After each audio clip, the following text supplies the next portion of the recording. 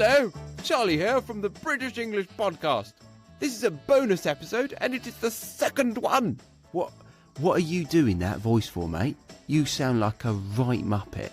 Do the episode with your normal, slightly posh voice, alright? Oh, sorry about that. Hangover from last episode. Okay, well, you heard the man. Welcome to the show. The show that gives you British culture and British English, especially for non-native adult learners. I say adult as there can be strong language. Now, today's episode is with Harry, who I run the YouTube channel Real English with Real Teachers with. So, Harry kindly joined me to discuss what it was like growing up in the UK. I chose this topic as communication is often based on references and memories. So, knowing a little about what life was like as a young person in the UK should help you to feel more comfortable when talking with native British people. I should mention our age for this reason. So we are both 30 at the time of this recording and the episode being published, meaning we were born in the 90s, or specifically 1990. So the 90s and the noughties, as they call it, from 2000 to 2009, the 90s and the noughties is the time frame in which we grew up in the UK.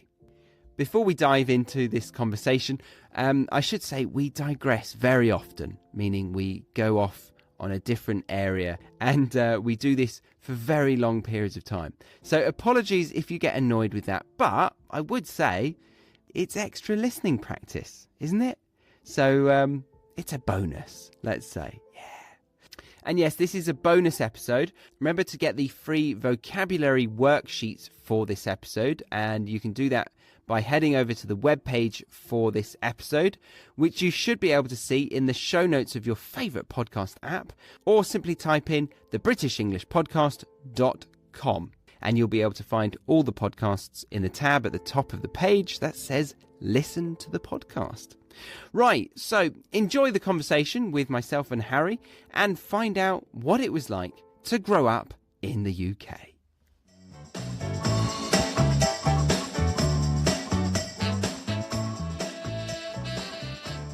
So the noughties began when Harry and I turned 10.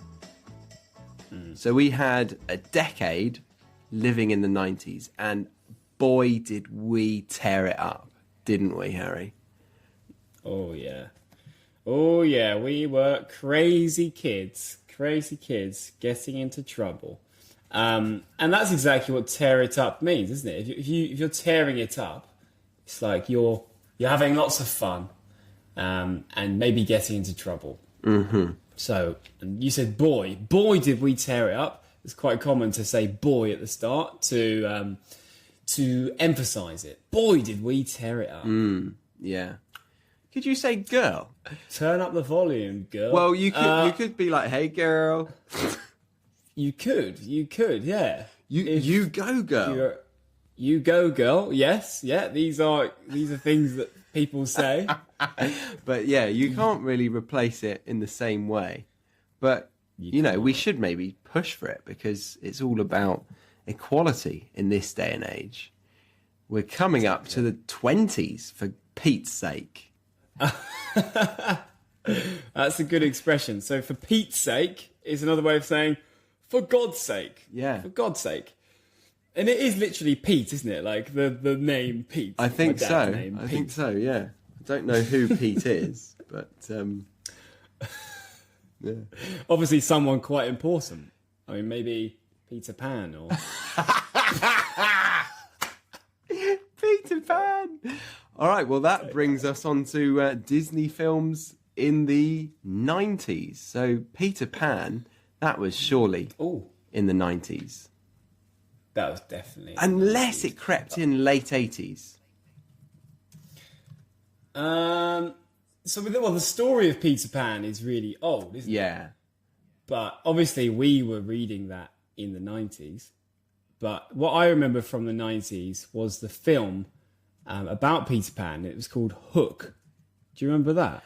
Oh, okay. Hook, yeah. I actually didn't like the idea of watching that, I watched the original, or what I thought was the original Peter Pan Disney film. But when Hook came out, I thought, what's all this trying to change Peter Pan? What's wrong with the original? I sat down and I watched the original, in my eyes, again when it came out. I was like, protesting. Did you? Yeah. So I just looked up the date of Hook, and it came out in 1991. So at the age of 1, were you already this critical of cinema? And I said that the Disney Peter Pan came out maybe late 80s. Did you see what date it is? No. 1953. So it was probably in black and white. No. It had colour. That's impressive. Probably they had colour. Yeah. It was really good. I think it's impressive that you actually liked it and appreciated it at such a young age, Charlie. I'm surprised. Yeah. I thought you would be, where are the special effects? You know, Well, where are all the drones? there were plenty. No drones. But no drones needed. I remember they swooped down when they were flying. They were going all over the place. But it was Disney. So yeah. They were strings. There were strings attached. It wasn't real people. Oh, they weren't real people. No, it was Disney. So, it was a cartoon film. I see. Okay. To swoop down. This is a really good phrasal verb. This is what birds do when they come from the sky and they fly down low. And maybe then fly back up. They swoop down from the sky, maybe to eat some food or to poo in my chips. Oh, lovely, yeah. And if they often do this behaviour, they could be called a swooping bird. A swooping bird. There you go. Yeah. Because I was attacked by a swooping bird not too long ago that you may have seen on Instagram, Harry. You were attacked by a swooping bird? Yeah. I didn't see that. No? No, I missed that. Oh, okay. No. Yeah. Do tell. Well, there's this bird that is very territorial, so it protects its nest. And people have helmets in Australia with really long spikes that defend against this swooping bird because the swooping bird is afraid of going near it, or maybe it feels like it's going to hit them, but it's just the spike. But 2 Brits, me and Stacey, coming along, going to the park with the dog, we were none the wiser. We didn't know what we were doing. So we walk up towards this bird and it launches itself into the sky and swoops firstly at the dog and then comes back multiple times really aggressively at us. And we actually had to run. It felt like we were in Jurassic Park. I was quite excited because I was disappointed by the lack of snakes and spiders that I've seen. Not that I want to see them, but I just thought, I want it to live up to its name, Australia. I want to be a bit scared. And then this swooping bird, I thought, wow, this would never happen in England. I'm scared of a bird. Yeah, you can't imagine like pigeons and pigeons are swooping down like that. Although I have occasionally had a pigeon. They do swoop a little bit, but they're quite shy, aren't they, pigeons? If you run towards a big group of pigeons, kicking, which Harry does every Friday and Wednesdays, basically on market days, because that's when I'm in town and that's when all the pigeons gather around. So I go into town, I find big swarms of pigeons and run towards them. Imagine you throw up rice in the air for them to come down and eat and then die. And then during that eating process, you come through. I throw rice up, they all fly, and then I just run through punching. But I actually had a similar issue, but not with swooping birds. Well, actually, no, there was a sweeping bird. I was on a holiday with a friend of mine, and we had just ordered our pizzas, and we were waiting for them. I think she had ordered a pepperoni pizza, and the moment they put the pepperoni pizza down on the table, a bird pooed on her pizza. So literally, the moment that the pizza was on her table, a bird poo fell onto the pizza. And that was done by a swooping bird. Oh, no. That's awful. Was that recent? Yeah, it was in Broadstairs. Yeah. The moment the pizza came out, it was put down on the table. A bird swooped down and shat on it. Just poof. And then the waiter just said, "Should I get you another one?" And she was like, "Yeah, I'll get you another one." Oh, wow. It was so funny. It's great. That is hilarious. And there was poo splatter on my glass as well. Oh. I just wiped it off.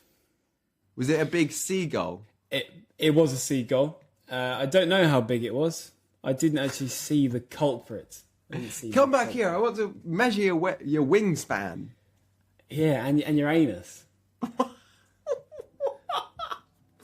The culprit. The culprit. So that's the guilty party, the guilty thing, which did something. You didn't expect that, Charlie. Oh, it's just very random. Yeah, okay. Well, no, because the size of the poo, I want to see what was capable of laying such a huge shit. That's the point. Normally a bigger bird means a bigger anus, but if you really want to go poking around a bird's bum, then be my guest. Not always, Charlie. Not always.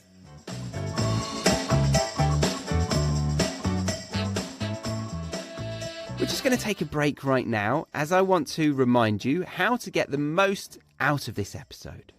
So firstly, we have the free worksheet for this part of this episode, which will help you learn and memorize some of the really good phrases we've been using in part 1.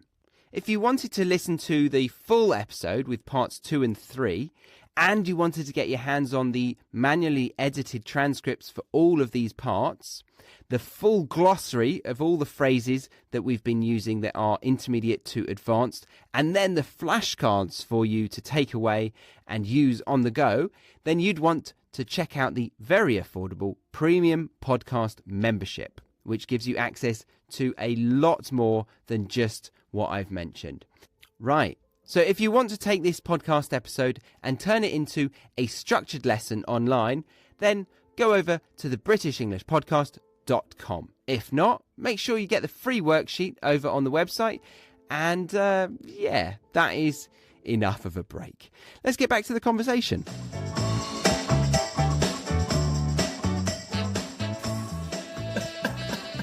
All right. So, Charlie, do you want to start us off with? Yeah, the well, topic? actually, you've kind of touched on one. Do you remember the days of ever going to the coast with the family, or going on terrible, or at least mediocre family holidays for the long weekend, or maybe just a shitty summer holiday? Yeah, I do. Yeah, absolutely. Yeah. Because there were a lot of them for me in my first 10 years of life. I wasn't given a proper holiday until I was actually 10. I went to Australia, and that was really big. But for the first 10 years, we went to Scotland 4 times, Wales twice, and the south of England a bunch of times as well. And I just remember the ice cream vans, the wind in your face, and the sand as well. And we've also got I think it's quite a British thing. We have this pop-up wall that we put in the beach, or in the sand on the beach. And I've not seen that in any other country. And it might be because the weather is so bad, we'd really just want to try and remove one element that we can, which is the wind. So we put up this wall, and it's made of sort of, I don't know, like plasticky woven texture. But yeah, do you remember that? I do, yeah. I actually don't think my family ever had one. I don't think we could afford them. I joke. I'm joking. Of course we could. They're probably only about £5. But yeah, a pop-up wall, a wind blocker, maybe we could call it. Yeah.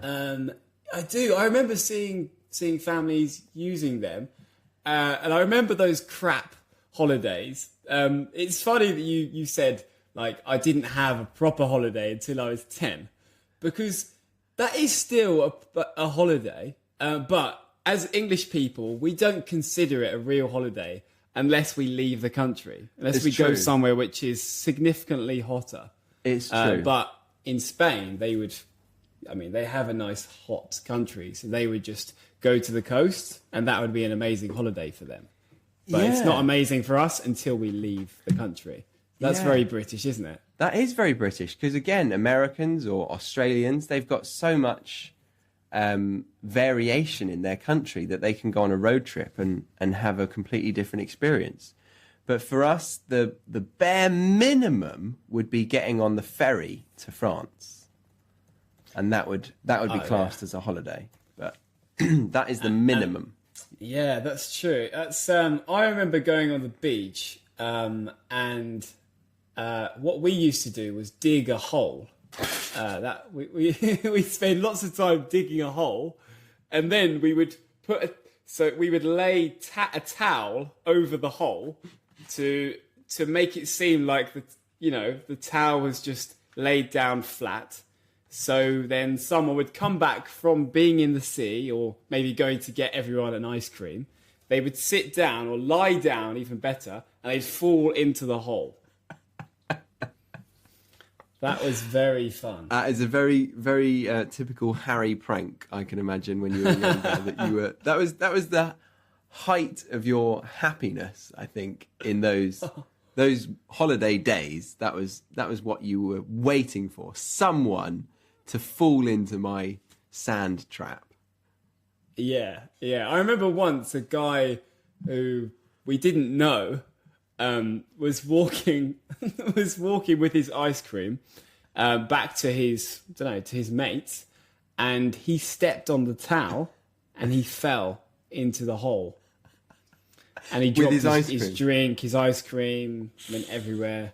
And that's going to cost him at least 99p. Oh yeah, definitely at least 99p, and I think he had a flake as well. Oh God, yeah. So we said this because there's a really obvious advert on the ice cream van that was always saying 99p flake. So you could buy an ice cream, the soft ice cream, wasn't it? For 1p short of £1, which is, you're always going to get that. Yeah, it's so nice, that really soft ice cream. Whippy, we call it, don't we? Whippy. Yeah, whippy. Yeah. It's lovely. So he fell into the hole. Did you own up? To own up, to say it was me, to own up. Did you say, "Oh, I'm sorry, sir, I'll buy you an ice cream"? No. I think it was pretty. I didn't really need to own up. It was pretty obvious it was me. I was sitting next to the towel with a big smile on my face, probably laughing my head off. But I think I was in shock. I felt really bad. I remember all of us, because I think it was my cousins as well, we felt really bad about it. But to be fair, why did he step on someone else's towel? You take that risk. You shouldn't, if you're walking back, don't step on someone else's towel. That's true. Lesson learned. Yeah, that is bad etiquette, I'm sure, in all countries. Don't step on someone's towel at the beach. Yeah. You're a plonker. You're a plonker, exactly. A plonker. This is nice British slang meaning an idiot. A plonker. You plonker. You absolute plonker. It's very Cockney kind of sounding word, isn't it? Yeah. Plonker. Yeah, it is. Yeah. I remember I used to go every 2 years we would have a holiday abroad. And then, the year between that we would do something in England. And we would always go to Greece. We used to always go to Greece. I remember We'd you choose saying. a different island every time. And they were lovely. They were really nice holidays. And last night, I was at my parents' house. I just got back from holiday, so I went to see them. Hadn't spoke to them for a while. Hadn't spoken with them for a while. It's quite common to say that grammatically wrong and get away with it, isn't it? I hadn't spoke with them for a while. Yeah. You hear that a lot. Yeah, you do. Yeah. It's a very common native mistake. But Harry, So it doesn't Harry's matter if you above make- that. He corrects himself. Yeah. Exactly. Which is just great for conversation. And they had some photos out. They had a photo album, which is like a book full of photos from previous holidays, and a journal which my dad had written on a holiday, an old holiday to Paxos, which is a lovely island in Greece. And it was a day-to-day diary of what we did in Paxos with photos that my dad had taken on a nice old camera, and then had the photos developed. And it was so nice. And there's lots of like stories about what we did on holiday. Sweet. And I thought so nice. I'd love to read that. But there's no way my dad would have written a journal about our summer holidays in England, because they were nearly always accompanied by rain and arguments. Yeah. Oh, lovely overcast frame here. Oh, got the wind block in. Wind barrier. Fantastic. Yeah. That was a good wind barrier, wasn't it? Oh. We forgot the spades. Never mind. We'll just use our hands. There you go. That's very typical, isn't it, to the beach? You take a spade and a little bucket so you can make sandcastles. Sandcastles. They were great. They were great. Kind of. Yeah. Kind of. Yeah, I mean, weren't they're that good. They're pretty good, but they have stood the test of time. Yeah? Yeah. My niece was in a little sand pit in her back garden last year, and I was teaching her how to make sandcastles. I think it's whenever, whoever, wherever. So Whatever. whatever. Whatever, Charlie. That's a good one. To stand the test of time, meaning to remain a popular thing over a long period of time. Very good. So you could say, oh wow, spades and buckets really have stood the test of time, haven't They they? have. What else has stood the test of time in beach products?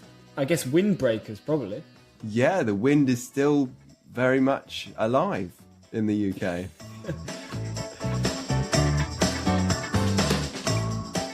And we're going to leave part 1 of this episode there. If you wanted to join the conversation in part 2 and 3, where we managed to waffle our way through the topics of Pokemon, car boot sales, what it was like to go to British markets, gypsies even got a mention, and then for part 3, we go on to talk about football in the 90s, and then we go deep into whether boarding school would have been the right decision for Harry. So as I said before, the full length of this bonus episode comes with transcripts, glossaries and flashcards. So there's a lot of learning resources over on the website. If you are going to leave us there for today, then make sure you grab the free worksheet for part 1 of this episode by clicking the link below in the show notes of your podcast app, or simply head over to the website, which is thebritishenglishpodcast.com. All right. My name is Charlie Baxter. Thank you for listening to the show. I wish you a week of happiness and success with your English studies. And to borrow a nice sign-off from a podcast I enjoy, take care of yourself and, if you can, someone else too. See you soon on the British English Podcast.